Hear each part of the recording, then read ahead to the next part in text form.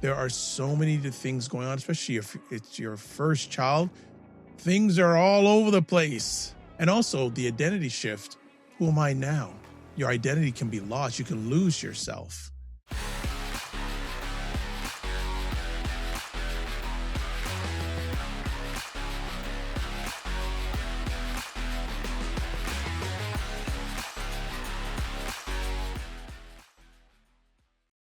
What if I told you 1 in 10 you dads experience postpartum depression, but most never talk about it? And many don't even realize what they're feeling has a name. You can briefly see that a lot of research is out there, and there's organizations like Postpartum Support International and the National Institute of Mental Health showing that paternal postpartum depression rates range from 8 to 13%, often peaking 3 to 6 months after birth. So today we're going to really focus in on breaking the silence around paternal postpartum depression and redefining what strength looks like for dads. So on today's conversation, we're going to be talking about postpartum health isn't just for moms, dads, and depression. And we're also going to look at things like, we talk a lot about moms, and Mother's Day just finished, and rightly so. But dads are struggling too, just more quietly. So the risk increases in a relationship if the partner is also struggling along with the mom. So Drew, what are your thoughts on this conversation today? I'm going to start by sharing a story. Back in 2023, I was invited onto a radio show based out of Calgary, and it was around Father's Day, and they said, yeah, we're really interested in some of this information you have on your website about postpartum depression. So I'm invited on the show. We start talking. They're asking some questions, and they start really probing and getting really almost a little bit adversarial. And then, anyways, we go through the conversation. I'm, relieved of being on the show anymore, but I'm still in the green room listening. And within about 30 seconds of me getting off, the male host says whatever he was going to say. And then the female host, she very clearly was like, I don't buy it. I don't believe this. And I don't think that dads are struggling. It's just, and so she was very not in support or not in belief that fathers have difficulty around it, and was very much of the moms are the ones who are really struggling. And this is ridiculous that we're talking about it with dads. Unfortunately, that I think is a common perception. Maybe it was just her, but I think it's true that it's really hard. And we've seen articles and we've seen commentary that it's hard for dads to even acknowledge it because they don't feel like they're going to be received well. And we'll talk more specifically about it through the show, but it was surprising because what they essentially tried to do was set me up. They had an agenda and they wanted to kind of derail it. So it was a very memorable experience, to say the least. And I was like, we had facts and data. We've done research with Dr. Jessica Ball, the University of Victoria, looked at over 245 different studies. One of the key findings was, postpartum depression is completely underreported. It's also completely undersupported. And there's actually no natural screening for it where it's automatic for mothers. So there's a lot of gaps and cracks. So even while the data says up to 10%, the reality is it's probably more. Anyways, we'll keep going from there. That's how I wanted to start in terms of it's a conversation that I think needs to be had more. Good stuff. So before we go any further, as always, our show is sponsored by Dove Men Plus Care. Dove Men Plus Care believes care is the best of a man because when men care for themselves and others, there is a positive impact. And also, don't forget, send us your questions. Email us at podcast@dadcentral.ca. We'd love to answer them live online when we're doing a recording, not live online, when we're doing a recording. So we're going to cover these areas today. What is postpartum depression? Well, sorry, correct that. What is paternal postpartum depression? Also, why it happens. Also, the costs of ignoring it. Then signs to watch for. And finally, what dads can do. So, Drew, let's open it up with what is paternal postpartum depression? Okay. I have to start with a disclaimer. We are not mental health professionals. I am a professional coach. Ed is a professional coach. And what we're going to be sharing is information on symptoms or what things you may experience. But in order to officially know if it's paternal postpartum depression, you would need to go see a mental health professional and get a diagnosis. Okay, so we want to start with that. We are not diagnosing anything just because you hear it on the podcast, but it's a way for you to understand if it would be helpful for you to get some support. That said, essentially, it's experiencing emotional, mental, or behavioral changes after the period of becoming a father. And so, how it differs, we'll say, from typical stress, and yes, we know that becoming a father is one of the most stressful, challenging transitions a man will have in his life. But it's just like with anything, it's not a transient thing. It doesn't come and go, it becomes much more persistent and stays around. So, persistent irritability, persistent withdrawal, persistent fatigue, or persistent just loss of interest or loss of your general, I'll use the word faculties, your general sense of well-being the way you might normally be. And so the way that it often shows up a little bit uniquely in fathers is that we might become much more angry as opposed to sad. Moms, the baby blues, they're sad, they're crying, but in men it comes out more as anger. Things like escapism. So we might just be like, I got to get away from all this. And that might cause you to go bury yourself in work, could go bury yourself in gaming or other distractions. If you have or are now experimenting with substances, it could become a substance use issue where you're escaping from the difficult emotions or the challenges you're experiencing, or just feeling a generally huge disconnect from your partner or from the baby. Okay, so those are just some things to consider in terms of what it would look like. Well, let's move on next to why it happens. What are some of the potential causes of this uh, challenge with fathers and men, Drew? Yeah, so I guess you could look at four different buckets might contribute to it. One is biological factors. Second would be some psychological factors or psychological pressures. A third factor or bucket could be lifestyle shock. As I said, it's a huge transition. Or four, which I think is a big one, is social conditioning. So if you look at each of those buckets, those can contribute to uh, the experience of postpartum, um, paternal postpartum depression.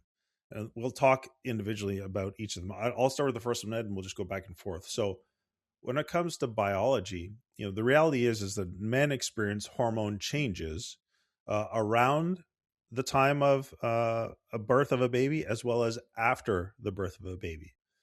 So your testosterone drops, your cortisol fluctuates, vasopressin, and a few of the other hormones are also affected. And so these are actually positive, healthy, but you may experience them differently, and it may contribute when wrapped up with the other three we talk about to an onset of potential paternal postpartum depression. But the reality is hormones change. They're intended to help fathers become more connected to and involved in the parenting and relationship development process with their child, as well as caregiving and support, and as well as protection for the family. So they're all actually positive, good things.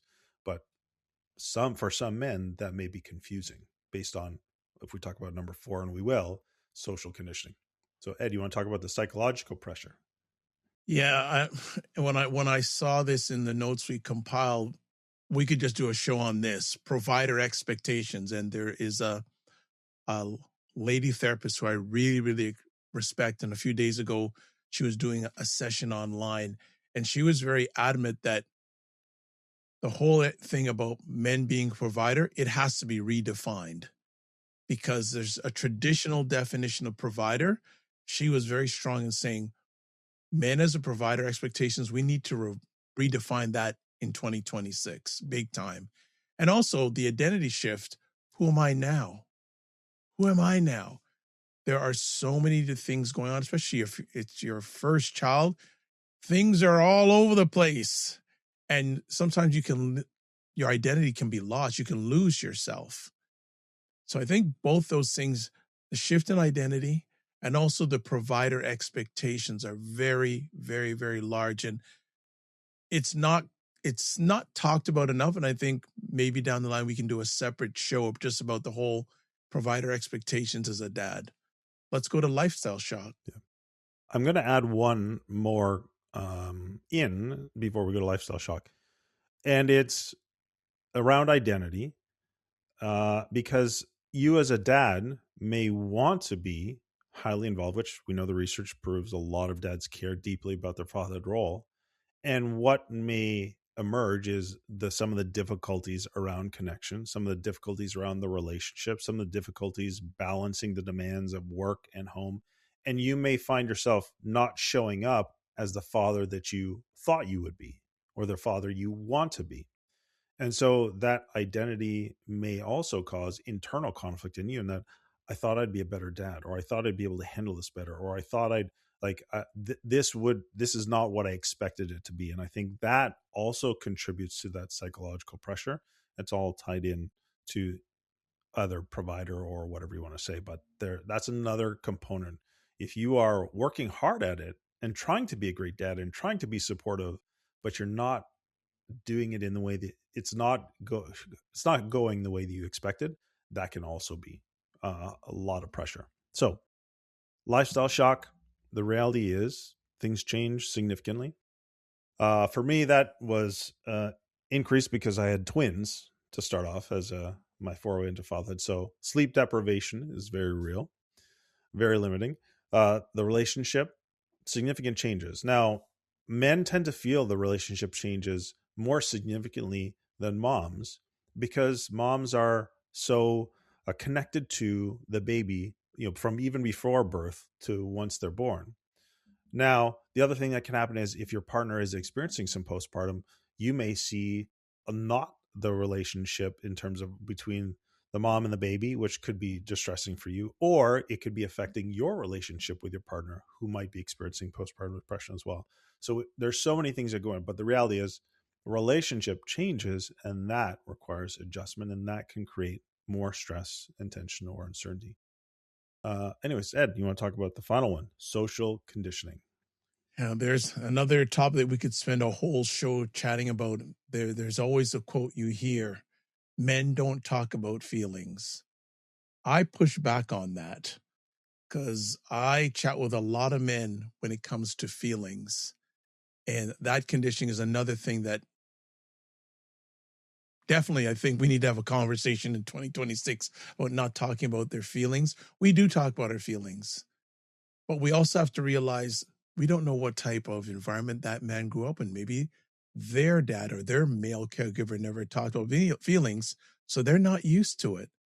So, again, a lot of times there's a label put on without viable research and data. Let me put it that way. It's a generalization, let alone a stereotype. We do talk about our feelings.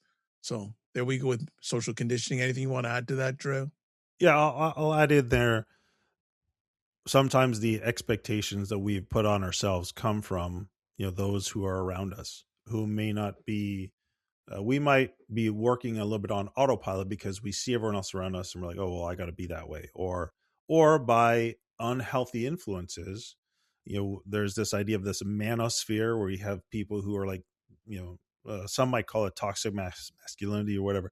At the end of the day, I don't really care what it's called. The point is, it's not grounded in you as a father knowing what truly matters to you and the values that you hold, and being pulled away or influenced untowardly by those other things when you inside know it matters to you. And so I think there's a lot of garbage that's consumed on these devices through these screens that can change our thoughts or ideas or perspectives that don't align with what we actually truly want inside. And that can create some of that social conditioning, or our families of origin and all those other things. So I think there's so much that could go into that. But the more that you become conscious and aware of what is influencing you out there socially and how it's impacting how you show up at home, then you can become more aware of, okay, well, how do I move forward from this? And does it align with who I truly am and what really matters to me?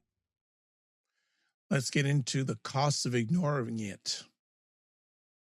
Well, just like that squeaky brake or that knocking in the engine in your car, if you don't address it early, often it leads to much more significant or devastating results down the road.